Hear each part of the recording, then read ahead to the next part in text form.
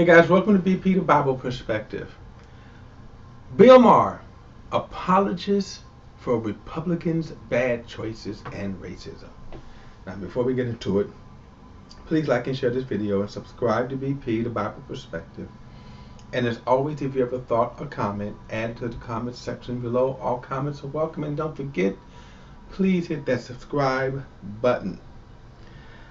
Now, I want to unpack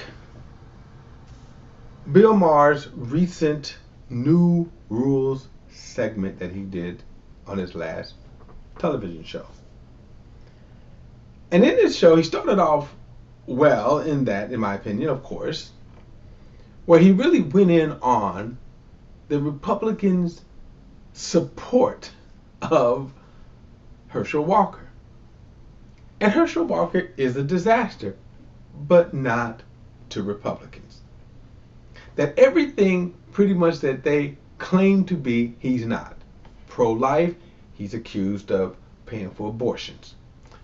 Pro-family, his own children denounce him as a bad everything. Father, husband, whatever. He's a liar, right? In the recent debate, he just lies through, and he is he is proven to be a liar. In other words, he's more like Donald Trump than anyone else, and yet the Republicans support him. But then Bill sort of switched gears and began to really defend and justify why the Republicans would support such a flawed candidate. Now, I would also say that while he went in on Herschel Walker, there certainly were a lot more Republican candidates to go in on. But I digress. What is astounding about this segment is his continual rant, where if I close my eyes, I almost would think that I'm listening to Fox News. So why is Bill doing this? It's almost to me like there is something deep inside Bill yearning to come out of the closet. And by closet, I mean the Republican / conservative closet, because this is his argument here. And by the way, when I say apologist, I'm not trying to be fancy. An apologist is simply one who gives a defense for something, a defense of a position. And Bill Maher is becoming a great apologist for the Republicans. So let's unpack his segment, and then I'll close off with some other thoughts and comments.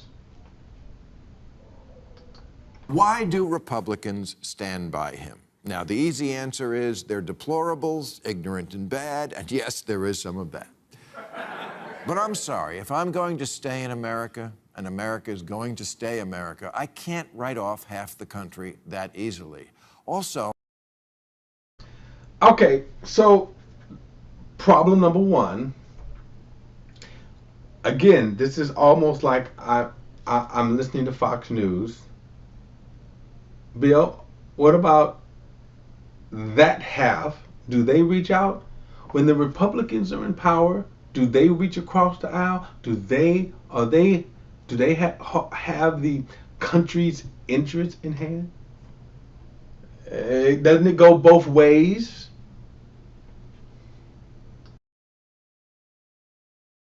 I talk to deplorables. So let me try to translate. Not endorse, but translate for liberal America. Hence, this is what an apologist is. He's getting ready to give their defense. And I'm going to say this up front. Who cares about what they think? Who cares about their feeling? Because when he talked about deplorables, some of them are. Herschel Walker is a deplorable. And some of the motives and some of the actions of some of the Republican candidates, they are deplorable because they are hurting the nation, and they do not have the best interest of the nation at hand.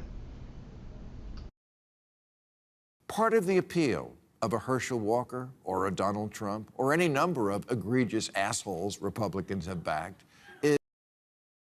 Now, right off, think about this. Herschel Walker is a lot like Donald Trump. Both are liars. Both have been accused of criminal behavior. So what is his defense here? And what is his defense of anyone who would even want to support a Herschel Walker or a Donald Trump? And I would say, yes, we can call into question, there's something wrong with people who would just set aside everything that they believe. Now, this is what we have to understand here, that they set aside everything that they hold true in order to support people like Trump and Walker. What in the heck, Bill, is your defense?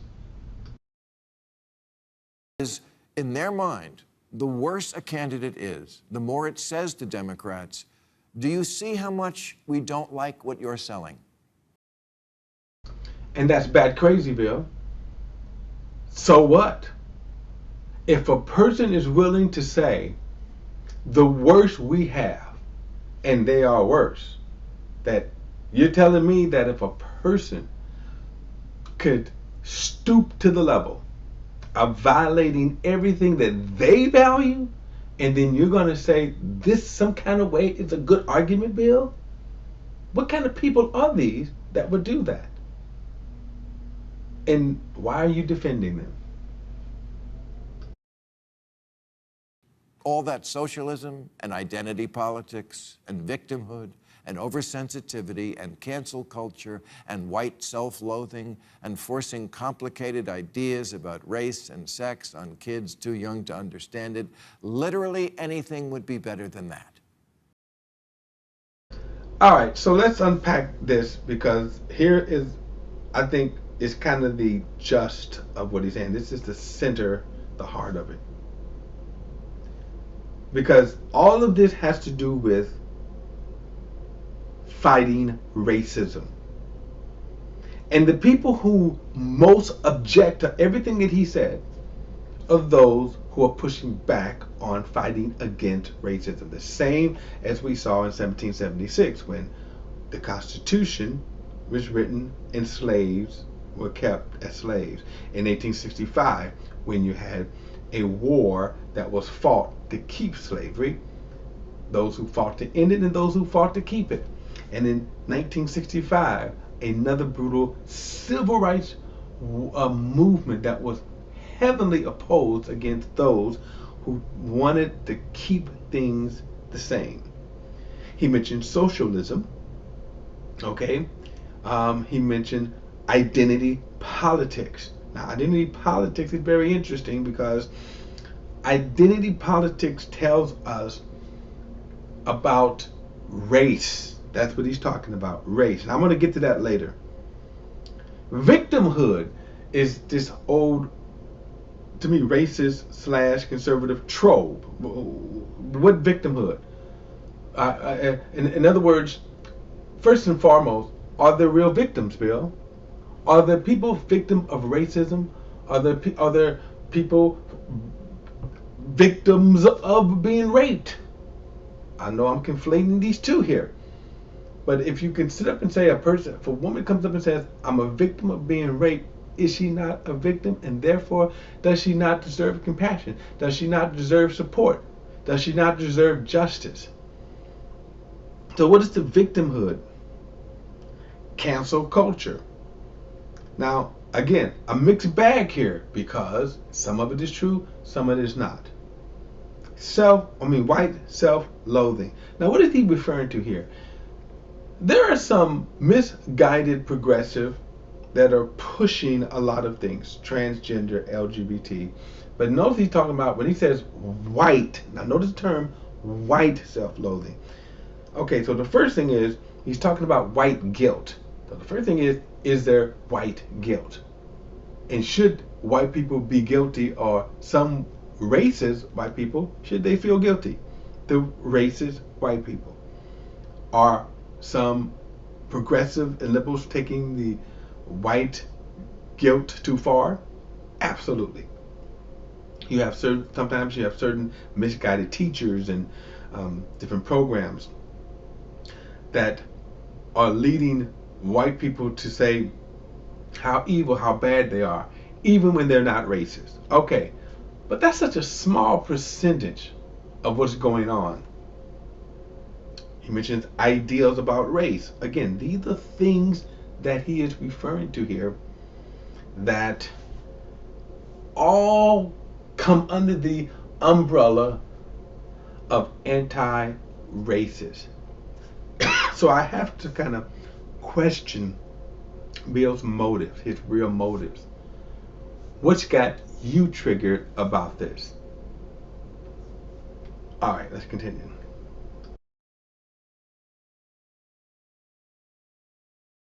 That's their view.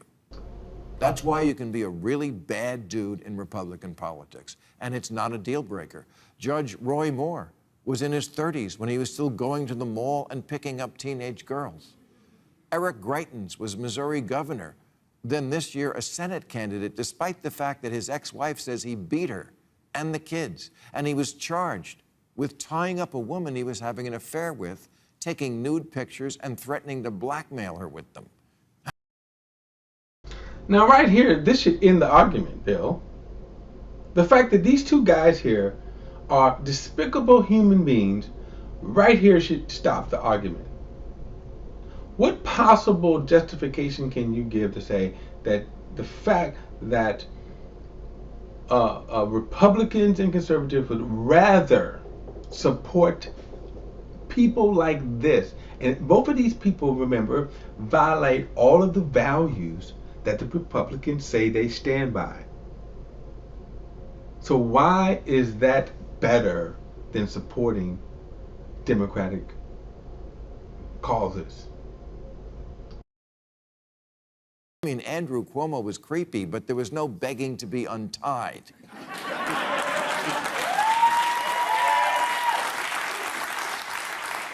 Al Franken took a gag picture, but he didn't go Phil Spector on anybody. This is a clear difference between the parties. Democrats also think the other side is an existential threat, but their response is not to nominate sickos to make a point. So what is your point, Bill? Correct. The other side doesn't. They are quick to discard and distance themselves from bad people. You just mentioned Al Franken. He quit his Senate race over that photo. I thought he was crazy to do that. So what is your point? What are you defending? If it was, they have a guy who'd fit the bill.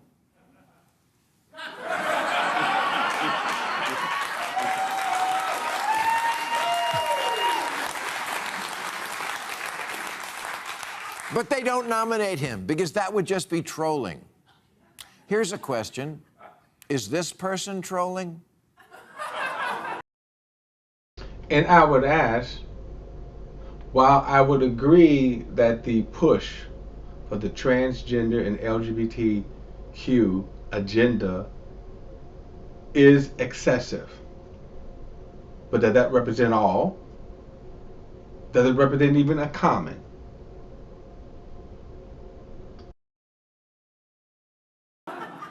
This is a transgender teacher in Ontario who made news last month when the school supported her right to come to school and teach children with these tits. First and foremost, notice Ontario, that's Canada, not the US. And while, yeah, there are like-minded people in the US, is it worse than the, to me, deplorable Republican candidates that they're saying there's some hundreds of candidates right now who deny the last election was legitimate. We literally, for every one person you see of this crazy, which by the way is not an American, how many Roy Moore or Eric Crichtons or Herschel Walkers can you produce? Huh? If you want to tally up the numbers, how many come out worse? How many bad Republicans versus bad Democrats?